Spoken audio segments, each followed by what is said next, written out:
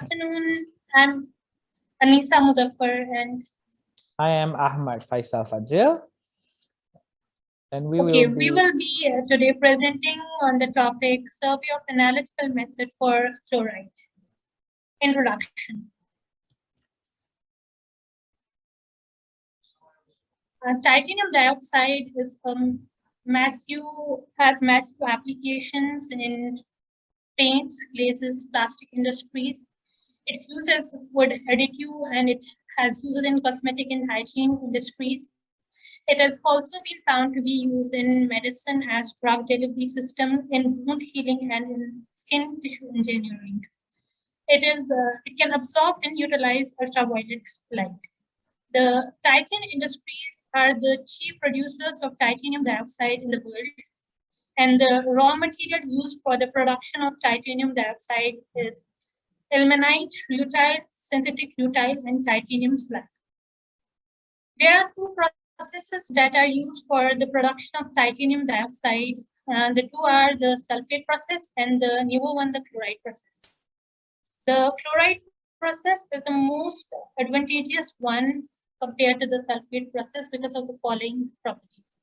The chloride process is a continuous process, and it is limited to the rutile production. So the contamination with the high quality rutile with anatase is less. There is no chance of contamination, as in case of sulfate process, both forms of titanium dioxide are produced. In sulfate process, there are large amounts of waste produced, 3 to 4 tons of iron sulfate, while in case of chloride process, the amount of waste produced is less, and the waste produced is carbon dioxide, which can be used in beverage industries and in greenhouses. The main problem with the chloride process is that it requires high capital investment. But since it's least environmentally damaging process, we will go with the chloride process.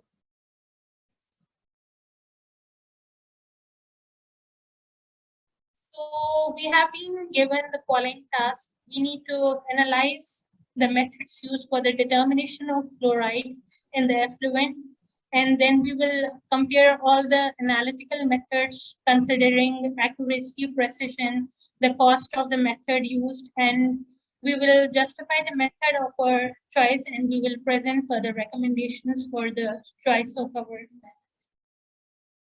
Next. The following analytical techniques will be used for the determination of chloride in the laboratory. The gravimetric method, the titration method, that is the Moore method, spectroscopic method, and the ion chromatographic method. While considering all these analytical techniques, we need to consider the nature of the sample, that is where we will be collecting the sample in the effluent in the stream. The level of chloride, and the limit of detection by the analytical technique. In addition to these analytical techniques, we will be using an online analyzer to determine the concentration of chloride. All the analytical techniques used in the laboratory are having suitability in determining the concentration of chloride. The working range is similar in all the methods, that is milligram per liter. The health and environmental issues are lower in all the methods except in spectroscopic methods. The probability of error is lower in spectroscopic and ion chromatographic method, while in titration and gravimetric method, it's higher. All the methods are easier to handle except the titration method, and the calibration frequency is higher in spectroscopic methods. Further, I will hand over it to Ahmed Faisal. okay. Following from what Anisa has presented. Okay, so from the method of choice, we have narrowed down into 2 analytical methods to monitor effluent quality for the Titan project. The 2 methods are the gravimetric method and the ionic chromatography method. These 2 methods are chosen based on the considerations that for both of them, they will have higher accuracy and precision. This is because the gravimetric method will require least amounts of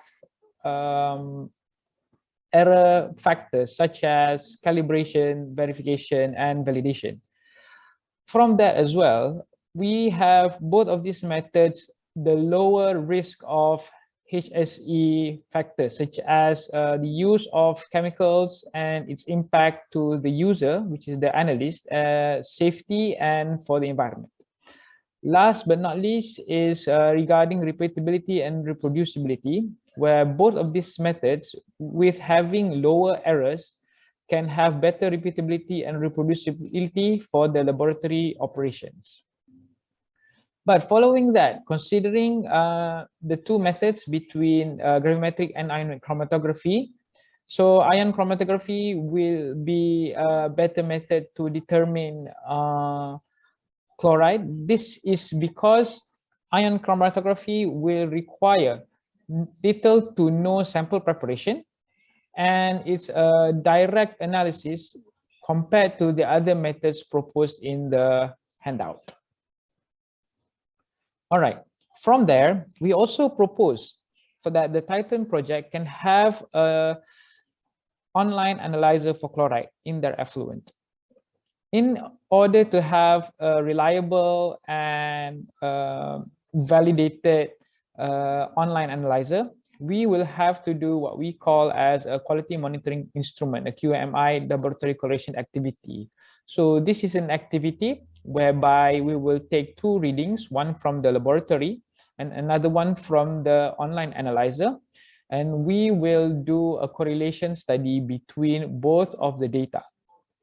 So the goal of this is to ensure that the quality assessment of chloride in the effluent can be fast, quick, and reliable, and we can have a good agreement between both analyzer and the laboratory. Okay, an example of industrial chloride analyzer is the CL2059A. There are other models as well in the market. This is commonly used to analyze chloride at the utility sites, and it employs an ion selective electrode so that it can continuously analyze the chloride concentrations in industrial wastewater.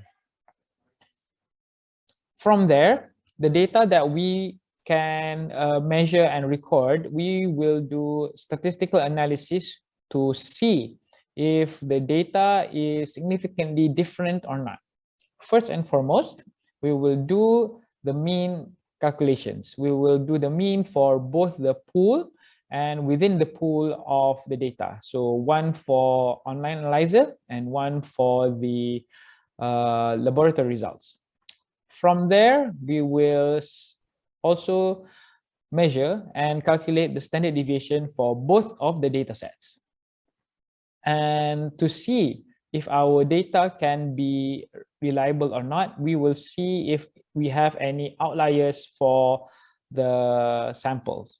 So we will do a Grubbs test. So if we have the Grubbs test done, then we can see if all the data points can be used.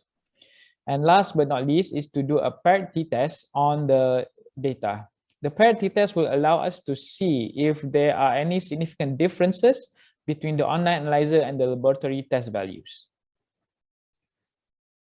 All right, so moving on from that is that we can see if the analyzer can be correlated and if both data has no significant difference. This means that both the online analyzer and the laboratory data can be used for the reporting of chloride for the Titan project.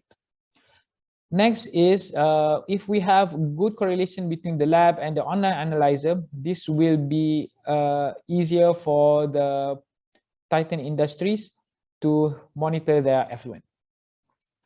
And proposed method of monitoring that we expect to give for this project is that ion chromatography with the support of an analyzer will allow for better monitoring of the effluent produced by Titan Industries in the Titan project, as well as allow for continuous monitoring of their effluent.